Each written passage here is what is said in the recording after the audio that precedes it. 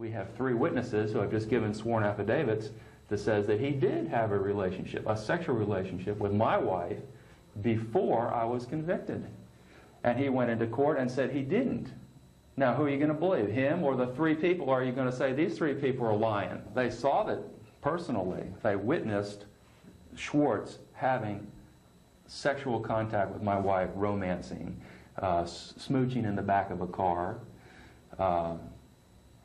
My sister and William Lane saw it approximately the same day, and then David Rogers saw it on a separate day. I suppose Schwartz was thinking in terms of, well, this is 20 years ago, nobody's going to want to get involved in this anyway, and I'll just lie and get out of it. But 3 people actually have given the affidavits. I think Sandra probably has copies of them. She'll give them to you. The judge in Palm Beach, Judge Payne, has to tell the magistrate to issue an order to bring all the people together so that they can make the testimony. See, when Schwartz went down there, when we went down there last year at this time, Schwartz said, no, I never had a relationship with this man's wife until after he was in prison, which was a lie, all right? So then the 3 people came after he gave the testimony and gave the affidavits. Now that's new evidence that shows that the state's witness-in-chief is a perjurer, which is a felony. So Schwartz has committed a felony before the United States District Court. So it's just not a question of a civil matter, it's a question of a criminal matter.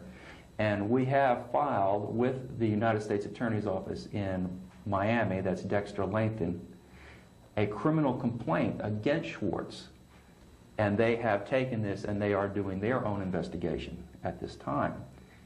Has Schwartz, an officer of the court, committed perjury? And according to the 3 affidavits, that is legally sufficient to prove the perjury. You need, in Florida law, you need 2 affidavits to prove a perjury. You just can't come in and say the man's lying. You need witnesses, and they have to swear under oath. So now you have a choice. You can believe Mr. Schwartz, or you can believe the 3 people who are filing under oath their own testimony saying, yes, he was having a sexual relationship with Schaefer's wife. Now, if these people are shown to be lying, then they are subject to perjury and 5 years in the joint for lying under sworn affidavits. So you've got 3 swearing here and you've got 1 swearing there. Now they have to, legally speaking, the court has to bring these people together and take the testimony and make a determination on who's telling the truth. And that will be up to the magistrate. And that's where we stand as to when they will be coming in and saying, testifying under oath and going up and being cross-examined. What did you see exactly? Well, I wasn't there personally, so I don't know what they saw exactly. But they did see that he was having a sexual relationship with my wife before the trial. What started was the girlfriend of the trial judge, her name is Pat Quinna, and now it's Pat Quinna Trowbridge because she married him, came to me in the jail approximately August or September of 1973 and told me that my wife and my lawyer were having an affair and that I was going to be convicted and sent to prison. And I said, no, listen, I can prove, because I have this document that shows that the state's witness-in-chief is lying. Those people were never in my car. They never copied down my license number, because here is the proof. When you check a license tag, you know, and they put it in the computer, it comes back to the certain address. Well, the address that it should have come back to was in Fort Lauderdale, if they had done it. But they never did that. See, they just said, yes, we did it, and we tracked it to this man's home in Stewart. But my car wasn't registered there. You drive up to my home, and I copy your license number down. And then I go to the police, and I say, I copied this man's tag number down. Here's the tag number. And they run the tag through their computer. It's going to go to a certain address, right? Well, the address that it should have gone was my Fort Lauderdale address, because that's where my car was registered. It was not registered in Martin County, which is 100 miles away from Fort Lauderdale. Yet, the testimony of this woman is that she copied down my license number, gave it to the police ran the tag, and they gave her the Martin County address. It just's not true, see?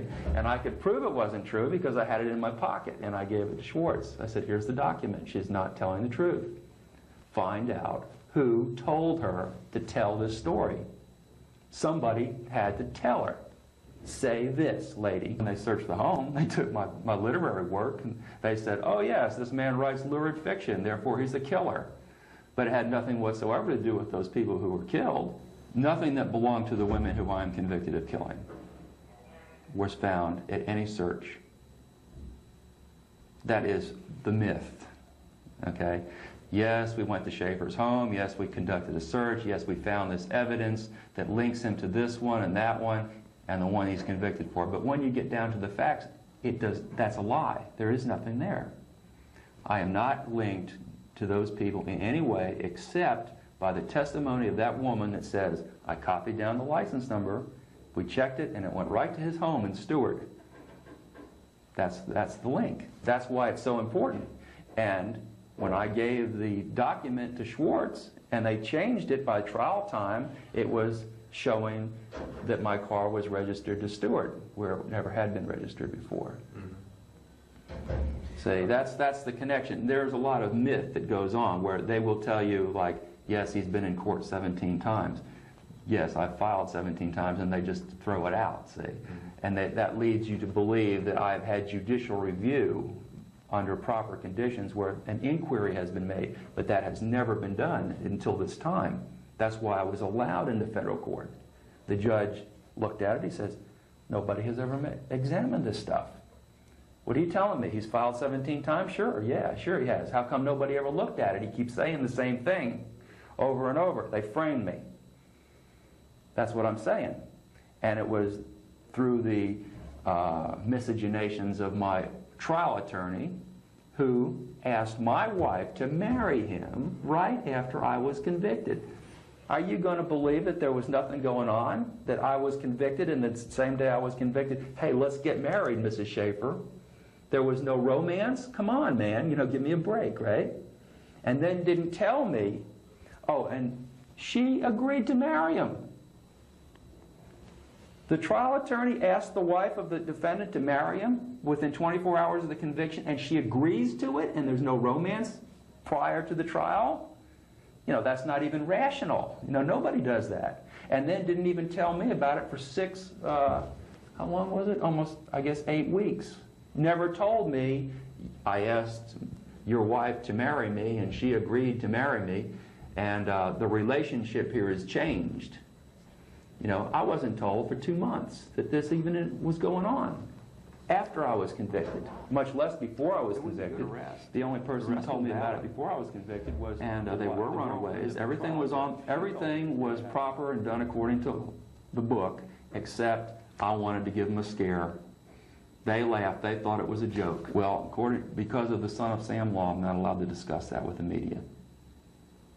Eventually, I made a legal arrest, and I abused the prisoners. They were not raped or sexually assaulted or anything like that.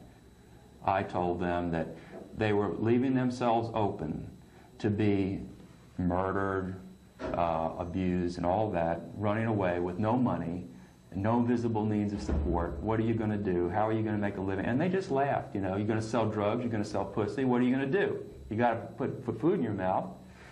And I said, well, they ha, ha, ha, ha, you know, we'll just get along. I said, yeah, you'll get along, you'll wind up in a ditch, you know, in my jurisdiction, and then I'll have to pick up the pieces. And I'll just show you how easy it would be, you know. Here you are under arrest. I know a guy who'll buy a young girl. Hell, I know 5 or 6 of them that would buy a young girl and make her into a whore. I mean, this is nothing new. Oh, yeah, ha, ha, ha, ha. You think it's so funny? Well, we'll just tie you over here to this tree, and we'll tie you over to this tree, and I'll leave, and I'll bring somebody back and sell you.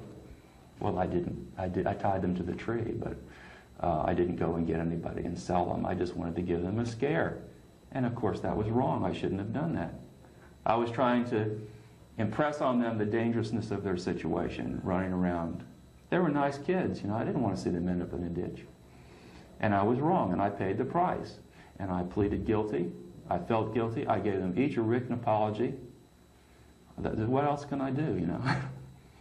If I did something to you and I hurt you and caused you pain, then I have to say, if I'm wrong, I'm sorry I did it. And I am sorry, and I was sorry, and I apologized. I pled guilty, and that was the end of it. I fought. It's never the end of it. While you were working in which job? I was a deputy with Martin County when that happened. But see, they tried to distort that. They tried to say, well, that wasn't a legal arrest. And it was a legal arrest. In fact, they sued. They went away. Okay. They sued the county for the, I haven't seen a copy of the suit, but they did win a judgment against the county for what I did, which was abuse them while they were in my custody, legally in my custody. Not I picked them up and drove them to a remote area and tried to rape them or anything like that often gets distorted, you know. No, because I had a responsibility to make sure that they were safe and taken to the jail and processed properly and returned to their parents. And when I made the arrest, it was my responsibility to make sure from point A to point B to the jail and nothing in between. And I fucked it up. I blew it. You know, it happens, right? And because of that, I have suffered enormously. I lost my career, went to jail, got a felony on my record, but there was no evil intent. The intent was to impress on them that they could end up dead, which was true. You know, they suffered no physical harm. It was an emotional intimidation type of a thing. And it gave them a good scare, no doubt about that. But it was valid. Wrong. I'm not saying what I did was right, but they were valid. I bet you they don't hitchhike anymore. Well, of course, the sheriff, when I called my superior and I said I have the two prisoners and they've run away, right? And they're in handcuffs, we just got to go out and get them. And then they told my superior what the circumstances were. Then he called the sheriff, and the sheriff said, whoa, this is, you know, you're way over the line here, Jack. And I said, yeah, I guess I am. And that's when I was charged with aggravated assault, which is assault without intent to kill or inflict serious bodily harm. It goes beyond verbal, but it goes beyond deadly. I mean, it goes short of deadly, but beyond verbal. Well, I started out working as an investigator with Wackenhut Corporation, doing industrial investigations into thefts and things like that.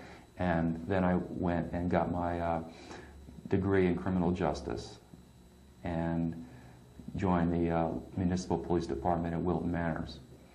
And with small police departments, you don't get promoted very fast. You know, it's kind of a small town type of thing, and you stay a sergeant for 20 years. And in order to move up, you have to get with a larger department. So I moved up to Martin County. Well, it was interesting. I was a probationary patrolman, okay? And because I had been in the academy and had a degree in criminal justice, and I had the dean's list, I was honors student, I got a letter from the Fort Lauderdale Police Department asking me to come for an interview. And at that time, I had just had a bad experience with my captain, a man by the name of Captain Saxon, where I had written some tickets that were very valid tickets, and he made arrangements for side payment. You know, go in and see the captain, and the captain takes care of it, and you pay your fine direct, and it doesn't go on your record, and you don't get points and all that. And this pissed me off because this one particular one was a woman who worked in the courthouse, and she had almost caused an accident, and she deserved to get a ticket. And because she worked in the courthouse and she knew the captain, everything was cooled. And shortly after that, I got a letter from Fort Lauderdale Police Department asking me to come for an interview, better pay, better advancement. You know, what they're doing is stealing from the small departments. And I went and I saw Captain Sherlock. And Sherlock says, well, you work over with Bernard Scott. He says, I know Bernie, and why do you want to leave there? I said, well, I didn't want to leave there until just recently. I got your letter, and this is what happened with Captain Saxon. And I told him, I said, I feel this is wrong. I don't want to be involved with a department that goes in for this sort of thing, even though we all know they do it. I'd rather not be involved in this. And he called Scott on the phone, told me what I told him. And because I was a probationary patrolman, Scott said, well, you're not working out here. We'll just get rid of you now. You don't want to play games with the big boys. You know, you don't have a proper understanding of police work and all that. So it wasn't anything that I did overtly. It was just trying to get around becoming involved in small town corruption. And it's the kind of thing that goes on in Georgia a lot, I imagine, with the speed traps and all that, where you go through a little town and they give you a ticket and you go in and you see the chief and you pay in cash and you're on your way. That happens in Georgia, I understand, a lot. Florida, too. Martin County was a situation where my wife's brother was with the Highway Patrol, and the sheriff of Martin County, a man by the name of Baker, had been removed from office by the governor. Well, they had an opening up there because they fired about half the deputies for corruption, along with the sheriff and all his gang, right? And the governor appointed a new man by the name of Crowder as the sheriff, and he had a desperate need for people. And Henry Dean said, well, my brother-in-law just left Wilton Manors, you know, he didn't want to get involved in this corruption. Why don't you go up and hire on with Martin County? So my wife got a transfer her job with Florida Power and Light, and I went up and got the job. My psychological, thought I'm perfectly healthy, mentally healthy, and normal in every way. There's nothing wrong with me except my environment. You know, living in a prison environment causes a lot of stress. But I've done Minnesota multiphasic personality inventory and all the ones they give you. And the most recent one was in 1990, and I'm mentally, emotionally healthy and psychologically healthy. I have a Psych 1, which is the best you can have.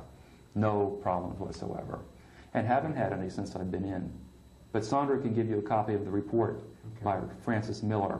Chamblee is where I lived in Nashville, but I lived in Nashville, but we moved to Georgia. You lived in Sexton Woods, which is off of Peachtree, I guess, the big street. And I went to Sexton Woods Elementary School, and then I went to Our Lady of the Assumption, and then I went to Marist for the beginning of my first year of high school, but then we moved to Florida. But you know, I grew up in the Catholic school in Assumption, and played league ball with the Catholic League in Atlanta in 1958, 59, and 60, and would have gone to Marist Military School with all the other guys from Assumption. They either went to Pius X or Marist. That's all you went to.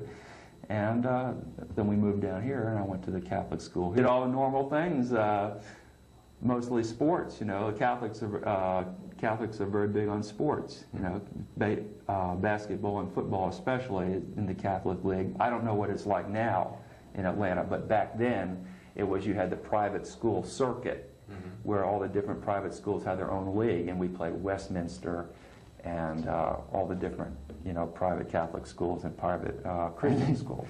Well, that was my thing. I was a golfer. I played at Chastain Park, and I was at Chastain Park when I wasn't doing anything else. I was at Chastain Park hitting the golf balls and hunting and fishing at Murphy Candler. They made that into a park, but before it was a park, that's when I lived there, and they had the lake. And you could go up there and shoot the 22s and fish for brim and bass in the Murphy Candler Park Lake. And I'd sneak on Peachtree Country Club and fish in their lakes, you know. Stuff kids do. But in Atlanta, it's like when you're going into puberty and you start discovering about sports and you get into this male bonding thing, and we're on the basketball team. I was a starter, and I was on the football team. I was an end. And golf was coming up for high school, and I had to get out there and get ready to be on the golf team. You know, and Atlanta had a good golf program. Junior golf has always been big in Atlanta. My father worked for Kimberly-Clark Corporation, paper manufacturer. He was a salesman for them, and everything was fine. Well, Sexton Woods is not like a low-class area, you know. My dad was a good salesman, one of their best. I'm the eldest brother, and I have a younger brother. Family of 3, mom and dad and the dogs. Trying to get to know the family. Went to work, a 9 to 5er, working for Kimberly-Clark in downtown Atlanta, and occasionally being on the road, you know, as sales meetings and that.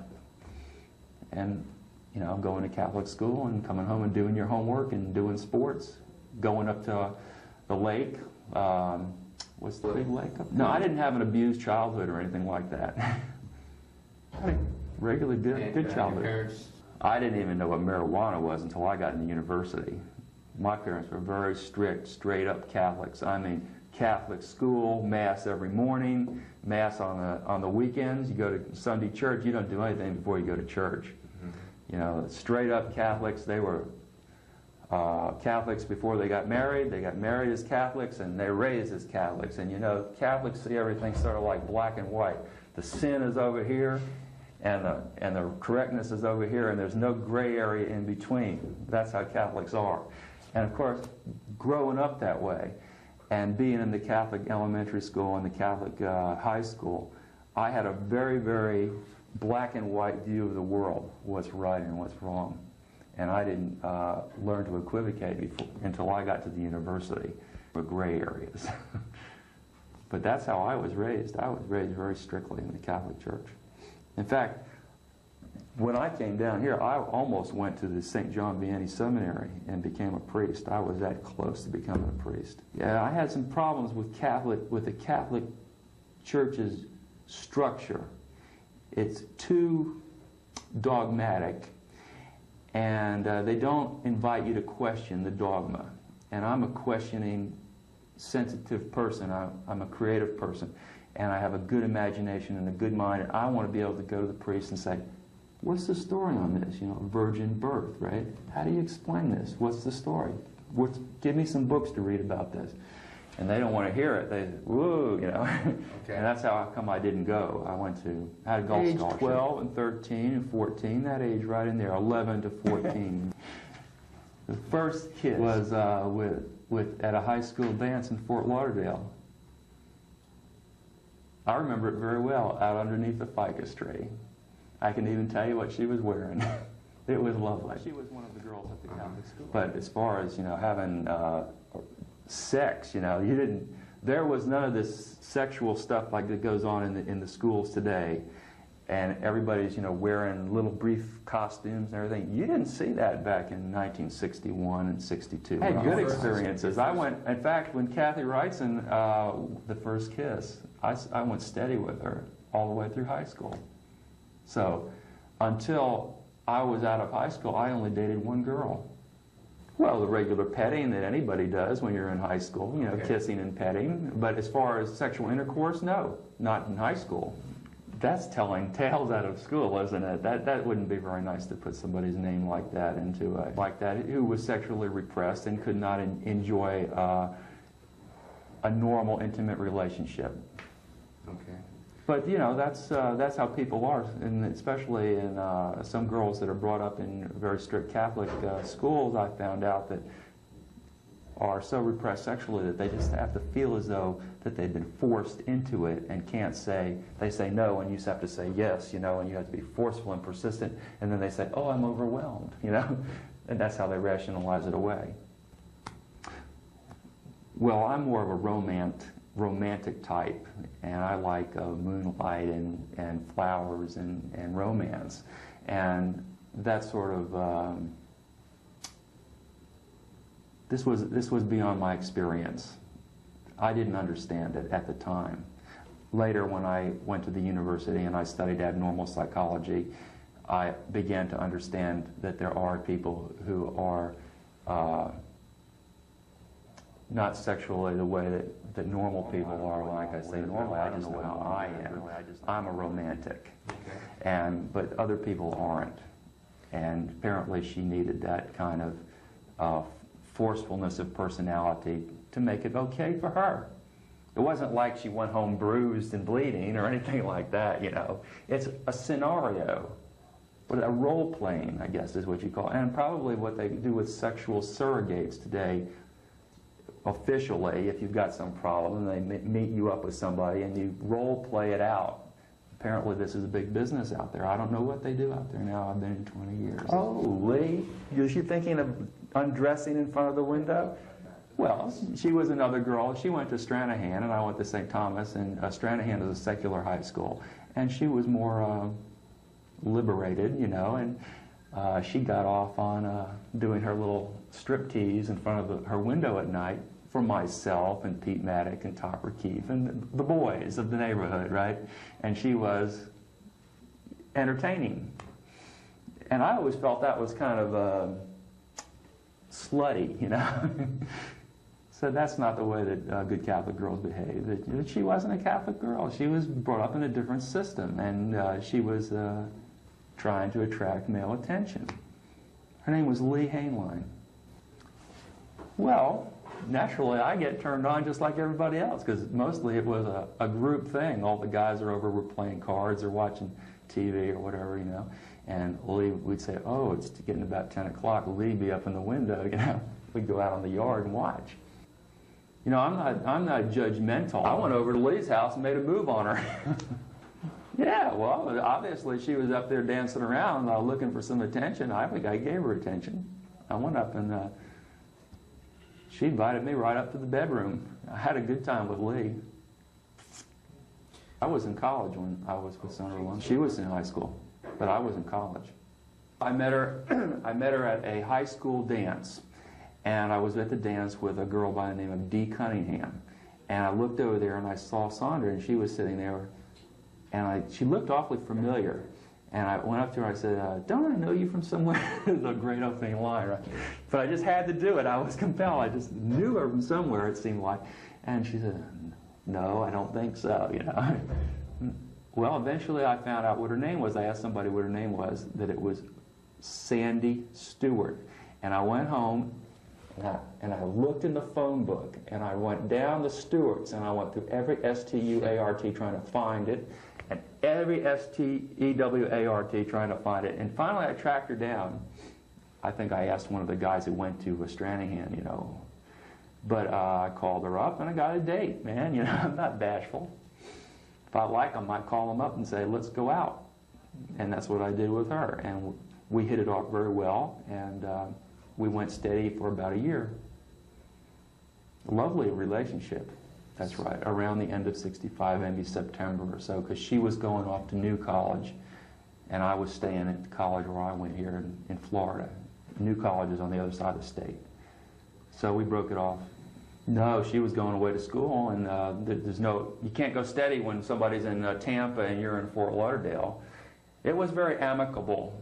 It's that we had a great time together, and it's time to move on. You know, complicate things by trying to remain steadies, but there was no animosity or anything like that. I was hurt naturally, you know, because I take a much deeper interest in my relationships. Sandy's she's flighty and superficial in her relationships, and she moves around, bounces around from one to another, whereas I'm a one-man, one-woman type of person, because that's the way that I was raised and trained in the Catholic Church. I always blame it on the Catholic Church, just like Frank Zappa and every other Catholic guy that gets hooked into this one-man relationship. He said, yeah, I've got to blame it on the nuns and the priests, because that's what they taught us. And I was just not taught to be promiscuous. If you had a relationship that was emotional and sexual with somebody, it was a commitment, and you made a commitment to them, and you were their friend and their lover, and promiscuous. If you had a relationship that was emotional and sexual with somebody, it was a commitment, and you made a commitment to them, and you were their friend and their lover, and you didn't stray, you know. Here's what happened. They accused me of killing 34 people in the newspaper, all right? Imagine yourself waking up some morning and seeing your picture on the front page with being accused of 34 murders. It is absolutely devastating. And you're thinking to yourself, is it possible that I could have done this and that I don't know? Because I don't have any recollection of killing 34 people. That's what you're going to say if you didn't do it, right? And people are saying, yes, you did. We can prove it. Rah, rah, rah, rah. You say, well, I must be crazy, because I don't even remember any of that. So that's why Baker acted you know, that put me in up to Chattahoochee to find out if that there was something wrong with my brain, like a lesion or something that caused me to kill people and have a blackout and not remember it, right? This was the whole purpose of going up there. Well, I walked in the door, and I went to see the intake doctor, whoever it was, and he says, oh, you're the guy who killed the 34 women. How do you feel about that? I thought, wow, you know, this isn't a situation where I'm going up to find out. This is a situation where it's going to be an interrogation, and they're going to, whatever I say is, this is not going to be for medical purposes at all. This is like talking to the state attorney's office. The worst thing he could have possibly done was say that, because then I said to myself, well, they want stories? I'll give them stories. Oh, gave them lots of stories. Nothing had to do with any murders. Told them everything I could think of and went and talked to the bugs on the wing and tried to find some more stories to tell them. I told them all kinds of stories. But nothing that had to do, that implicated me in any crimes. I certainly not implicated myself in any murders. But I had the presence of mind to understand what they were up to. And then, the same day, they threw me in solitary confinement, unbelievable filth on the floor, and I was held for 2 weeks in the most incredible dungeon that you had ever imagined, with lunatics, drooling fucking lunatics. Well, I realized later that this was in order to break me down, to destroy me, you know, mentally, to bring me to my knees, and to make me malleable, that I would say and do whatever they wanted me to do. Having been through the system one time, you realize the tricks of their trade that they use to break people. And that's what they were doing to me. They weren't interested in whether I had blackouts. They wanted me to make an inculpatory statement. And I didn't have anything to say. I didn't kill anybody. Especially, and I said, well, who are these 34 people? I said, well, we don't have to give you the names. I said, well, yeah, ooh, I think if you're going to accuse me of killing 34 people, I'd like to have some names and some dates and some MOs and things like that. It took me until 1981 to get the names of the people who they thought that I killed. And when I got those names, he finally reduced it. Robert Stone and Lem Brumley. Lem Brumley, who was later arrested as a racketeer for the narcotics, okay, and pled guilty. Stone eventually was confronted by a reporter by the name of Barbara, supposedly dead. So she went to Stone, and he reduced it from 34 to 9, okay, and gave her the names. And I went and took those names and those jurisdictions, and I wrote to the police departments or the sheriff's departments in those jurisdictions, and I said, I understand I am the suspect in this crime, and I want to take polygraph, I want to be interviewed, I want the whole 9 yards, I want an attorney, blah, blah, blah. And I went through all 9 of them and ended up getting letters from every one saying that I have cooperated, and that they have given me whatever tests they wanted to give me, and that I am no longer a suspect. And Sandra's got that stuff. I've asked her to give it to people like yourself, where she's got copies of the letters from each state attorney's office clearing me as a suspect because of my cooperation. And the latest one that we did was the FBI. Mr. Hazelwood wrote a letter and said, you are not on our list as being a serial killer. This is Robert Stone and his little cabal down there saying, yeah, that man's a serial killer. Say, yeah, but you've never linked me to a crime scene, Mr. Stone. When am I going to be linked to a crime scene? You can call me whatever you want to call me, but let's see some evidence. Sandra called him on the phone and said, you've accused the man of having sex with corpses. Do you have something to back that up? I was furious, man. Can you imagine a Catholic boy raised in a Catholic school and being accused of having sex with a dead body on the front page of a newspaper? Outrageous. Makes me mad just talking about it. And she says, well, I'll call him and ask him. And she calls him on the phone and says, well, you've accused the man of necrophilia here in this news article. What is your proof? What do you base this on? He says, well, he wrote stories. He's written it all up in fiction. He must be doing it. I said, duh. That's supposed to be the evidence. My book is supposed to be the evidence. Claim. You see, this is Sandra again. Here's what Sandra is interested in: making money. Okay, that's her primary motive in life, is generating money for her. When she wrote to me, she was not interested in me. How are you doing? Gee, it's been a long time. Would you like to get back together again? It's, do you still write those stories? Because I was writing back in 1965. In fact, my instructor in 1965 was Harry. Here I'm telling you the pitch. So when I find out that Sandra wants to make money, I say, yeah, I write it. And boy, do I ever, you know, and Killer Fiction shows that I'm a writer. All right. And then she says, well, what if, the same question you're giving me, what if you never get out? You know? I said, well, we'll just write up a story like Donald Evans would just say, yeah, everything they said is true. I killed 34. We'll write it up as first person account. I said, boy, you can make a lot of money selling that, and it won't make any difference because I won't be able to get it getting out anyway, see? And that's where that's coming from. All that is a business decision, more or less. There's no evidence I killed anybody. And then she started coming on with this thing from Zebra Book. Mr. Schwartz. They framed me for murder. Framed me. Mr. Schwartz. Framed me. To get my wife. And he did this with the assistance of Mr. Stone. And Bruce Colton, who is the state attorney, he is well aware of it.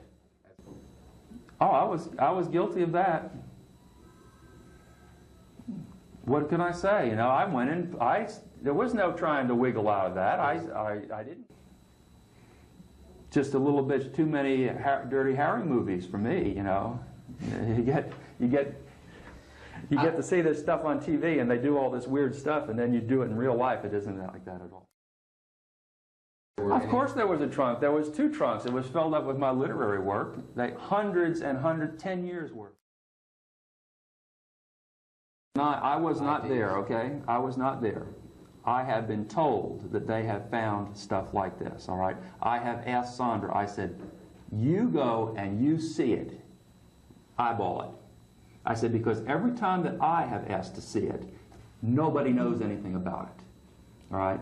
If you're saying that you found this and that in my house, I have a right to see it. Don't I have a right to see it? Produce it. I deny that it exists. I'm not denying they say that they found this stuff, and I'm sure that they found jewelry in my house because they went and they searched my sister's bedroom. And they took the jewelry out of my sister's bedroom, not out of my bedroom, and not out of my trunk. Out of my sister's jewelry box, out of my sister's drawers.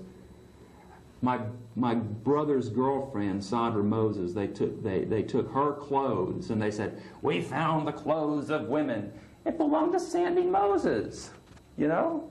It was stuff that Sandy said, oh, that's mine. You know, but... Your sister?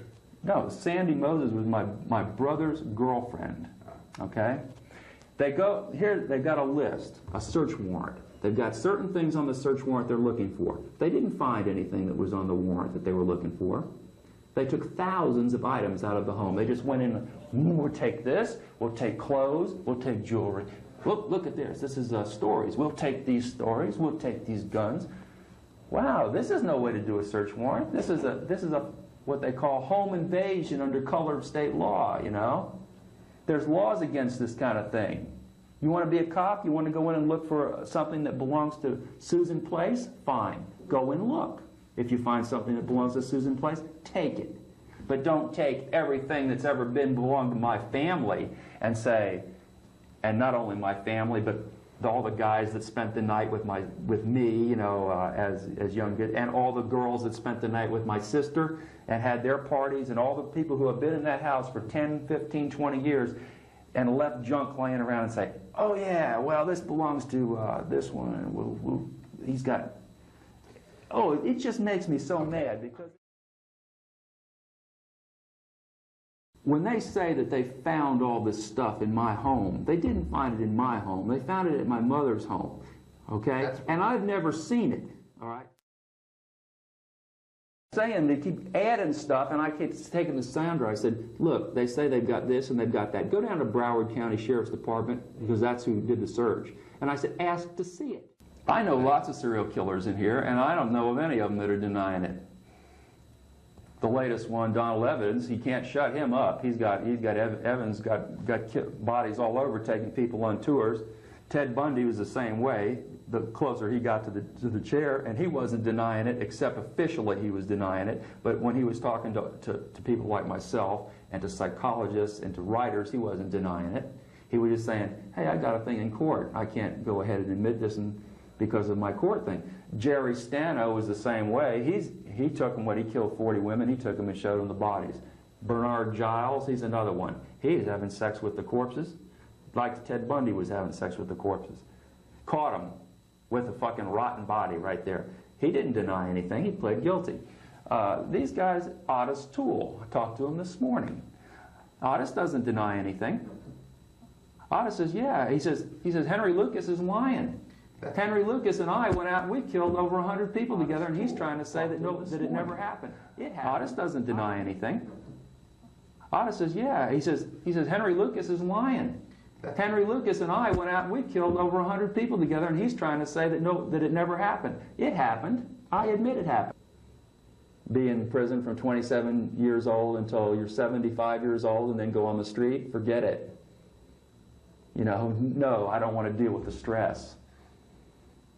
That's my personal, I would not take it. I make a life for myself in here. I do make a life for myself in here. I do the best I can with what I've got. And you're not going to put me back on the street in 2016, because I ain't going. And that's the reality of that. Yeah, big deal. What am I going to do? How am I going to make a living? You know, live under a bridge with the rest of the homeless people? You know, I read the paper. No, not for me. I got a nice little cell. I got a bed. I got coffee. I don't have very many needs. As long as I've got books and I have access to a library, I will be intellectually stimulated. And I don't want to leave. Not at 2016. Now you come in tomorrow and say, hey, I still have a chance at 45 years old to make something out of my life. And I have told those cops and the state attorneys and everybody else, I said, connect me to any crime, any murder, anywhere, and convince me that I'm involved in it, and I'll plead guilty. Just like I pled guilty when I was guilty, I pled guilty. I said, but don't make this shit up and come in here and say, yeah, you're a serial killer, yeah, we suspect this, and yeah, we've got that. And I say, oh, you've got that, show me. And they don't have it. The diary, the great death diary that they said they had. I've sent all kinds of people looking for the diary. It does not exist. It's a figment of Robert Stone's imagination. Okay? So, and I'll make that statement right to your camera. Any of you cops out there think that I am involved in any crime in your jurisdiction, come to me. I will take a polygraph. I will take the test. You can take my fingerprints, whatever you want to do. I'll cooperate. But have something. Don't say, you're a serial killer. You know, anybody can say that. Back it up. And they haven't done that, not even with the ones that they convicted me of. They got false evidence. They've got all kinds of evidence they collected at that crime scene that shows somebody else did it. I'm not super intelligent. I'm just a regular. If you look on my, what are those tests they give you that shows your intelligence squad? IQ test, right? I just have a regular IQ test. I'm not one of these super Mensa types like Bundy was, and several of these guys that are like the Mensa killer, you know, they've heard of him. But I'm just a regular guy. They can't prove it because I didn't do it, is why. They've got evidence. It doesn't have anything to do with me. It's like the great purse, my bullet pouch, okay? Full of bullets. Henry Dean, Elton Schwartz's current brother-in-law, goes to my home, steals it, takes it to the police department. His buddy, David Yurchuk, his former partner, and says, listen, Yurchuk, this is probably evidence in one of your cases. Okay? Now I have a receipt where I wrote the letter from Morocco about the purchase, which I didn't have back in '72. They say, oh, this girl carried her marijuana in this purse. I said, now how? Test it. Open it up, because if you put marijuana in a leather pouch, you're going to have residue, right? You can't put marijuana in a leather pouch and not have residue. They tested it. No residue. No residue. It wasn't hers. It was mine. They stole that out of my house. It's wrong. There's what, 25,000 murders in this country last year, something like that? It's epidemic. It's out of control. You know, that's scary. And it's in here too. You get murdered in here too. There's been murders this year right in this building. And just because you're in prison doesn't mean that you're immune from this. This is taking things out of context, all right? This story, this is part of actual fantasies, all right? Now, what this was, when I was in high school, there was a man by the name of Herschel Gordon Lewis who made films, and he made a film called Blood Feast. And I was very taken with Blood Feast. And I thought, it's so campy.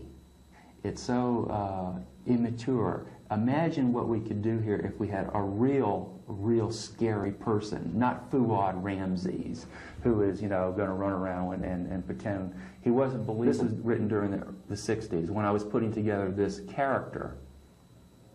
And when the police went into my home, I had put all this aside when I got married, say, and I just had it in storage. But this was what came out of Blood Feast, out of my watching it and studying it. And I said, this guy, Lewis, is making $1 million with this character. I can write this well. And I said, I started putting it together. This took years, and this just wasn't, I just did it in one day. This was a product of years. Now, there were all parts. There was a pile of paper that high that had to do with this area right here, that I did exhaustive studies, like on Ed Gein. Actual fantasies, and this is the first part of it, Murder Plan, okay? And I haven't even seen this, actually. I've never seen this. Joe Bob Briggs also thinks this is really interesting, too, you know? The nationally syndicated columnist that does horror film. No, drive-in, Joe Bob Briggs at the drive-in. You never seen that? Well, you're obviously not into horror. But what I'm telling you is that when you go and take a man's rough drafts, when you do a work, and this was to be a work, the ghoul, the person, all right, is a commodity. He is a scary character. And when you read this, you get scared. By the time you get to the end, you say, wow, is this a real guy? This guy could be around, you know, like that. Because this is what's really scary. King Kong isn't scary. Fuad Ramses isn't scary. This is scary. Okay? Now, they went and they took these rough drafts and they stole it. Okay? What they got is they took, oh, this looks good. This looks like it might be inculpatory to make him look like a serial killer. So we'll keep this one over here and we'll throw this part away. So by the time the police got done with it, you got a piece over here, Murder Plan, which is nothing more than a little scenario. This is just a sketch to build something on. And I'm going to read this, and by the time I get it read and you get it cut, it'll be turning into a confession type of thing, is what it gets turned into. Reading his work in a setting where people understand that this is a reading, like a poetry reading or something. That's one thing, but so many people have said, we think you're a killer because of that graphic stuff that you write.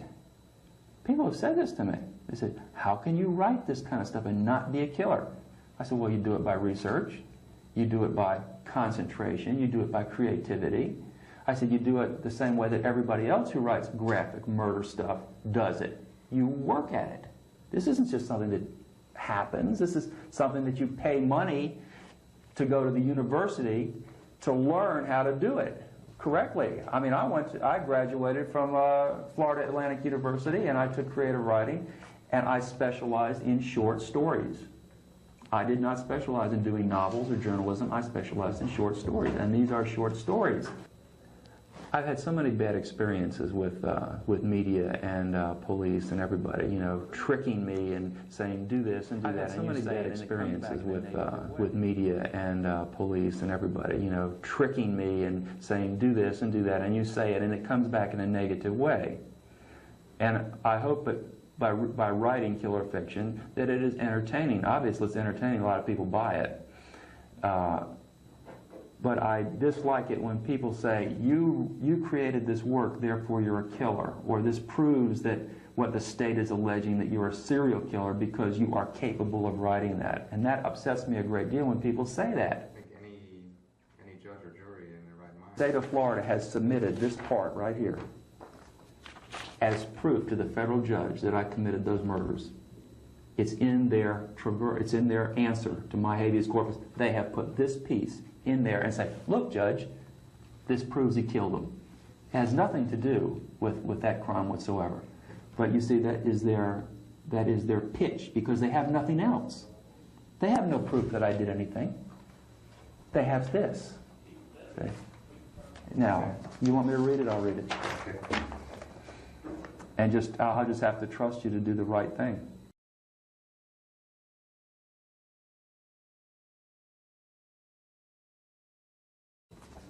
It's something that needs to be said. You know, this is an ongoing thing, and I don't think that there's ever been a case like this in the entire judicial history of this country. This is an entirely unique case with the lawyer and the wife and the book, and there's no evidence that I am being convicted on the merit of my writing, and this is wrong. If you've got something, if they've got anything right now, bring it and I'll plead guilty. But don't say, because I went to school and I learned how to do this, and do it excellently. Not half-assed. Not Herschel Gordon Lewis Fuad Ramsey's. This is the real thing, man. This is really scary. This is as good as anything Stephen King can put together. And I'm not doing it with vampires. I'm doing it with real live people that are walking around, and you want to look. Oh boy, is they coming or not? You know? Let me see. That's Sandra not sending me. She should be sending me copies of this stuff if she's putting this together.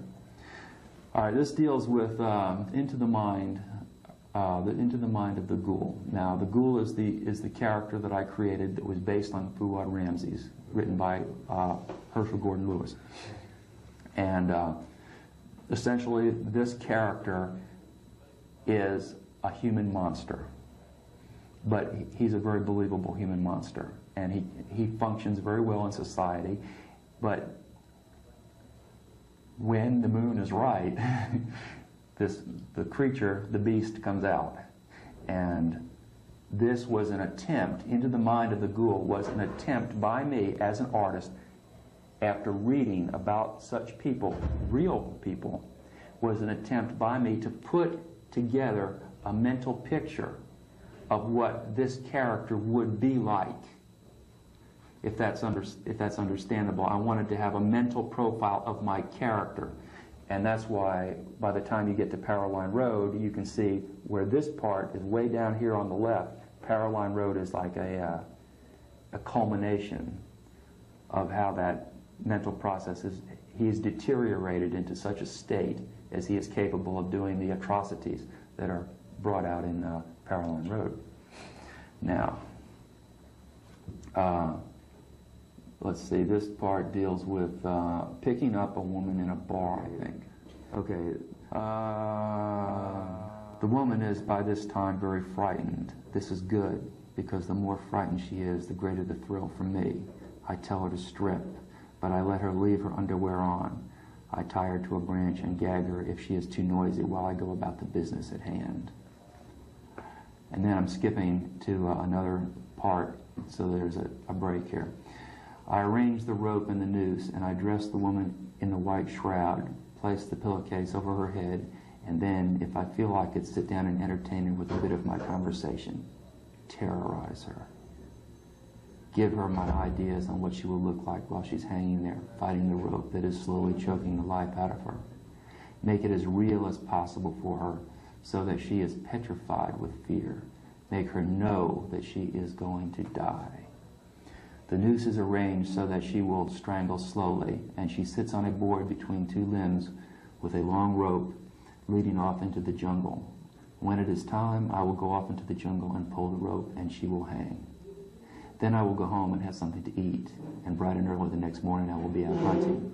I will find the body hanging from the tree, and only then will I really notice it, maybe fondle it, and maybe even have coitus with it. I will notice the expression on the face, the position of the body, explore every nook and cranny of her, perhaps mutilate her and delight in the smell of any urine or excrement that she may have passed while hanging there. I leave and then return, so it will be unbelievable to myself that I did the deed. I will not be able to remember doing it. Funny, isn't it?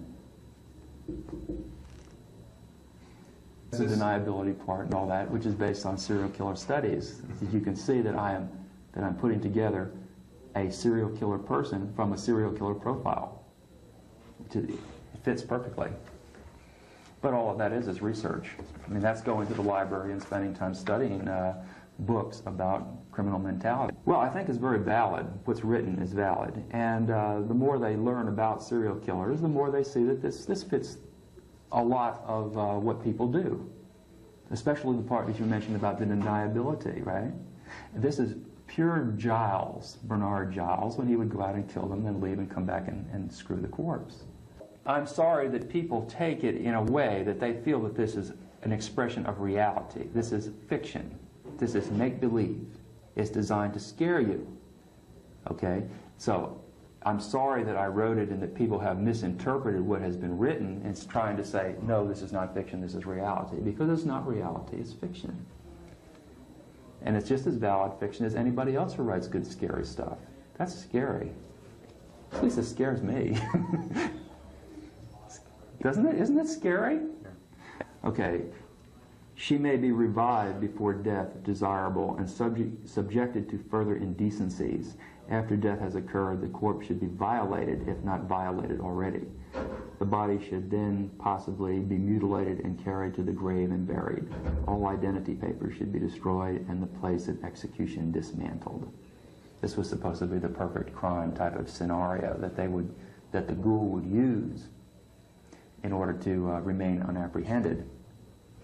They went out and they made a video after they took my stories, okay, and they read the stories. They went and got these girls from wherever they lived up north in Michigan, I think it was, and brought them down here and used my stories to make a video. It was not a valid reenactment.